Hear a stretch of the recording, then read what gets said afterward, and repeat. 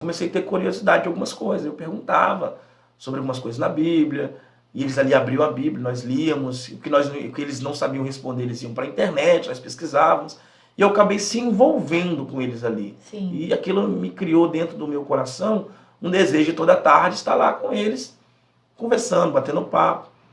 Mas aí algo dentro de mim, não foi eles que falou nada que eu tinha que parar de beber, que eu tinha que parar de falar com as falácias erradas. Foi dentro de mim que algo começou a mudar. E hoje, conhecendo o Senhor, a gente entende que foi o Espírito Santo convencendo, porque ele convence do pecado, do juízo e da justiça. Exatamente. Então eu entendi. Naquele momento eu não entendia, mas eu entendi que dentro de mim tinha algo que me incomodava a não fazer mais coisas que eu fazia que não eram, que eram errado. O Espírito Santo, ele tem suas peculiaridades, né? Ele pode falar, usar uma pessoa para falar com você, mas ele mesmo tem um papel, né, de convencimento, ele tocou em você ao ponto de você sentir o desejo de estar indo até o templo, até a casa do Senhor. Na verdade, quando ele tocou em mim, ele não tocou ao ponto de eu querer ir ao templo, ele tocou para me parar de beber. Eu bebia muito. Sim. Nas minhas folgas, como eu folgava 7 dias, eu trabalhava 7, folgava 7, nos 7 dias eu entregava mesmo a bebida. E de repente ele me falou, eu não vou beber mais. E eu não foi como de outras vezes que eu falava que não ia beber mais. Foi algo muito além do que aquilo. Dentro de mim, algo queimar, dizendo, eu não vou beber mais a partir de hoje. E eu cheguei em casa dizendo que eu não ia beber mais. Mas não era eu que estivesse falando, era dentro de mim que estivesse falando. Já tinha virado uma chave, né? Exatamente, era como virar uma chave na fechadura e escutar aquele barulho da virada da chave. Ou seja, você parou de beber antes mesmo de se converter, de levantar sua mão e reconhecer Jesus como seu único Salvador. Antes mesmo, nesses bate-papos na área de vivência, antes mesmo. O poder do convencimento do Espírito Santo é maravilhoso, né? Então nós não precisamos, para ter atitudes de mudança, de transformação, não necessariamente você precisa fazer parte de uma instituição, né? de uma religião, mas sim estar envolvido ali já mudou algo dentro de você, porque você via que o Senhor tinha esse poder de fazer algo na vida dos seus amigos, você queria isso também para a sua vida. Sim. Eu via, né, o anseio e o desejo deles de estar lendo. Um queria ser um grande pregador, o outro queria ser um grande sonoplasta, um queria ser um missionário, né? E o outro queria estar envolvido na casa de Deus, ajudando, limpando.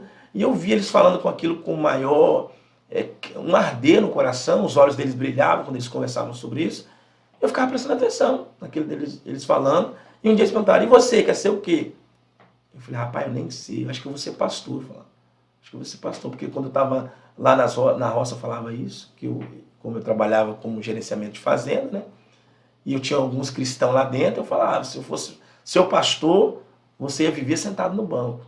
Porque a gente tinha um conhecimentozinho de como funcionava essa área de castigos, né? Dizemos assim, quando a pessoa falhava, né? O irmão nem era convertido ainda, já queria disciplinar os irmãos. Porque tinha muito gente que se dominava cristão, quando eu trabalhava em áreas de agriculturas, que eles não tinham posicionamento de cristão. Eles eram mentirosos, eles eram mal pagadores. E eu sempre tive um caráter irrepreensível nessa área. Eu sempre gostei de andar com as minhas coisas corretas. E eu vi esses caras, por conhecer a palavra, nós falávamos conhecer Jesus, conhecer a palavra, e por que eles andavam com essas enganações? E eu dizia, se eu fosse seu pastor, você vivia sentado no banco, em castigo, né? Nós dizíamos castigo. E aí qual foi quando você deu o seu primeiro passo para estar indo à igreja? Conta pra gente aí um pouquinho. Depois que veio dentro de mim esse querer de não beber mais, logo depois que eu fiquei uns dias meio preso de casa para não beber, logo depois foi instantâneo. Na próxima semana eu já senti vontade de ir a uma igreja. Senti da mesma forma que eu senti de parar de beber, eu senti dentro do meu coração de ir a uma igreja. E você foi nessa igreja, reconheceu Jesus como Salvador e você continuou sua jornada lá? Na verdade, não. Eu fui nessa igreja, eu e a minha linda esposa visitamos lá, mas nós não aceitamos Jesus lá de primeiro culto. Na verdade, nesse dia que nós fomos, eles avisaram que ia ter uma encenação de um grupo missionário que denominava por nome Grupo M. e eles iam fazer uma encenação da morte de Jesus Cristo, mas a representação era um soldado que ia se converter também.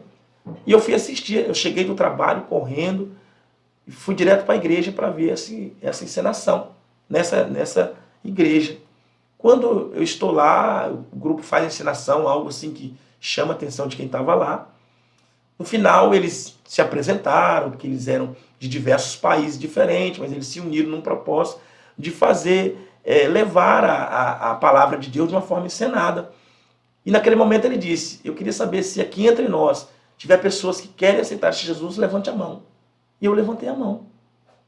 E eles nos reuniam numa sala, e ali eles fizeram um apelo, e eles fizeram a confissão, né, dizendo assim, se você aceita Jesus, diga que confessa Ele como o único e suficiente Salvador da sua vida. E eu disse.